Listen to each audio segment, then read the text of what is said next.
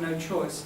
I see students that struggle to deal with people on a daily basis, and you just think to yourself, you know what you need? You need 3 years in the army. You need to learn how to deal with different people, because you can't not, because if you don't, you get put in prison. It's as simple as that. The cultural norm is to have a go. Let's give it a go, let's see if it works. What have we got to lose? The lack of order, but with obedience. There's no hierarchical structure. Everybody can question an officer, everybody can question a sergeant, if obviously politely in the correct way, but in order to find a better solution. Okay, then we move on to the gap year in Thailand. If you've ever travelled around Asia, if you've travelled to South America, the chances are you're going to meet a lot of Israelis, a lot of young Israelis travelling. Why do they do it? They do it because they need a release.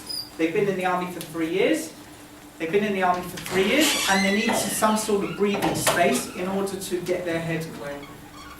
I suppose the army is a little bit of a mental prison. You don't have any time to rest. You don't have any time to relax, and it's all about up here. Israelis, for some reason, they seem to have a wanderlust. They want to go out. They want to examine the boundaries of the world much more than many other kids. I see that our kids, they graduate and they seem to go on a very specific tour around Europe and Israel, and they don't tend to move from that. And I know that books are handed down from year by year to year group. This is where you go during this month, this is where you go to There are exceptions to the rule, obviously, but that's usually the case. You don't find many of our students going to South America for 3 or 4 months to see what's going on. The internet has obviously shown them what's out there in the world.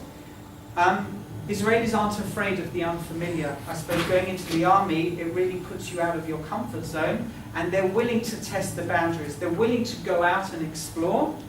They really want new experiences, because the new experiences they've had in the army, I suppose, have encouraged them to go and find other experiences that are going to help them. They meet new people, and new people means new networks, new ideas. They learn how to adapt. If you're in the army, you have to adapt under every situation. And once you get out into the world, people are often scared. Everybody is scared sometimes of going to a different place. They don't know how they're going to adapt. They don't know how they're going to cope. Israelis, I suppose, know they're going to be able to adapt in any situation, there is no fear of the unknown. It's framed by the IDF experience about what they've seen. That frames their new experience in the new world, and that's a positive for them. And again, world travel at the age of 22. Once you've been in the army for 3 years, you've travelled the world at the age of 22, you've seen all these different cultures, you then come back into university, you get an academic degree, then you go out into the workplace, you have a real baggage of tools on your back to help your workplace in order to do what they need to do. It's an incredible life experience to have all of this, I suppose, by the age of 25. And they become Israel advocates, because although there are critics of the IDF, of course, they go out into the world and they see the world media who criticizes Israel so much, automatically they become Israel advocates. And I see the same kind of idea happening with our students. Some of them feel, although I believe it's less so now, some of them feel like they're dewed out, like they've had enough of it. But as soon as they're challenged, they come back and they say, on university campus, they come back and they say, how can we stand up for religion? How can we stand up for Israel? Because as soon as you're challenged and you see someone else criticizing you, you want to be able to stand up for them. Israeli society. Immigration, the drive to do better. You think of the Ethiopian Aliyah and you think of the Russian Aliyah. Obviously life in Russia wasn't great, wasn't easy. So you go to a new country, you have a new start, and there was a huge drive, we're going to do better here, I'm going to do better for my family. Whatever country you go to, wherever you're moving to, there's always going to be this want to do something better. Again, the idea of Israel being a risk-taking country. There is the idea in Israel that there is huge diaspora support. There is this, I suppose, comfort behind Israel that you know that you have support from the diaspora communities. Being an Israeli, I know when you read the papers and you see what's going on in other countries, demonstrations that are pro-Israel in times of trouble, That is a huge comfort to Israelis. The mentality during the wars of carrying on as usual. If you've ever been to Israel during a war, you know that life continues as normal. I remember back in '82, before the Lebanon War, my mother went to kit out her new apartment. Everyone had gone to the army, but the bed still arrived, the sofa still arrived, because the country continues as normal. And then I suppose the final thing in this time that I want to mention is the government help with projects like Yozma. Yozma is an idea that we are going to encourage initiative. The government backs a lot of those companies in order to try to help them get their initiatives off the ground. And the money that you see, venture capital per person, it's helped by the government because initiative and problem solving is so much valued by that. I'll stop there because we've run out of time. Are there any questions? Yes. Yes. What if you talk about the IDF is merely a symptom of something else? What if essentially, yes, all this is true, maybe this is also an example of simply Israeli innovation working correctly, i.e. maybe the IDF is just a very good startup company, the first, but maybe there's something else that's actually critical to the whole process. I mean, if you look at a Jewish community through history, there's possibly a similar statistic, possibly the same percentage of high achievers, and possibly a lot of percentage of not so high achievers, and just we hear about the high achievers because they make the history books. So maybe, what do you think of it? I think it's a very interesting point. If you were to push me on that, I would say that education has always been the key of a Jewish society throughout the ages, in whatever context it has been. It has always been a bit about education.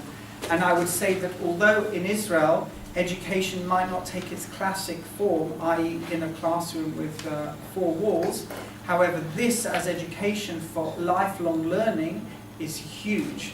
And I think that spending 3 years in the army, problem solving and being innovative and working together with people as a collaborative, I think that as an education is an incredible institution to help people go to the next stage of life. 2 questions about time lag. Are we Israel, still benefiting from the past in terms of the education results are slipping now? Are we benefiting both in terms of better educational results in the past and being able to ride on the track to the Russians who are no longer riding in such numbers as one? And the other one is, am I right in my understanding that participation in the army is declining? For example, one example that I know very well, which is that religious girls who once used to serve in the army are not doing that anymore. They're going to Yeshiva and working in kindergartens and as nurses and school guards instead, which is not the same thing at all. No. So to answer your second question, I would say that yes, the numbers are declining, but I don't think the numbers have reached a stage or anywhere close to a stage to have an impact on that yet. And I think that's, yes, I think it will certainly be a while. And I know it's also something that's on the national agenda with regards to, are we going to carry on with this conscripting soldiers at 18? Do we need as many? Do we need them in so many varied departments? So that's the first thing. The first question I don't really know. It's a good question. I think that all education systems go up and down. I think there are waves and there are troughs and there are crests on the wave. I think that possibly we are coming, in Israel, they are coming out of the trough. They've been there for a while. But I think that in the next 5 to 10 years, you will see a definite improvement in the student outcomes. Maybe the people who succeed in this tiny number is, of course, any educational system, no matter how bad, will throw up a few individuals who thrive. Is it across the board or not? There is a huge gap between different sectors of Israeli society, and that, again, that is something that is very much on the national agenda. I think what the point of this is that Israel is not this third world country in the Middle East. It is a very successful country that holds its own. Yes, it does have huge social gaps, which is something that is going now with the new government as it is, that is something that is on the national agenda and it won't leave the national agenda. So I think Israel has the capability as a whole of being a very successful country on the world stage. It is a very successful country on the world stage. I think the next issue for the Israeli people is to narrow those gaps that do exist. I wasn't talking about social inequality. I was just talking about the fact that with seeing Israel's being successful, there's only a tiny number that are, not because of social inequality point of view, there's a randomness to it also. You're only throwing it's only a tiny sample size of people who are successful, it doesn't actually indicate that the system is a success. Thank you very much.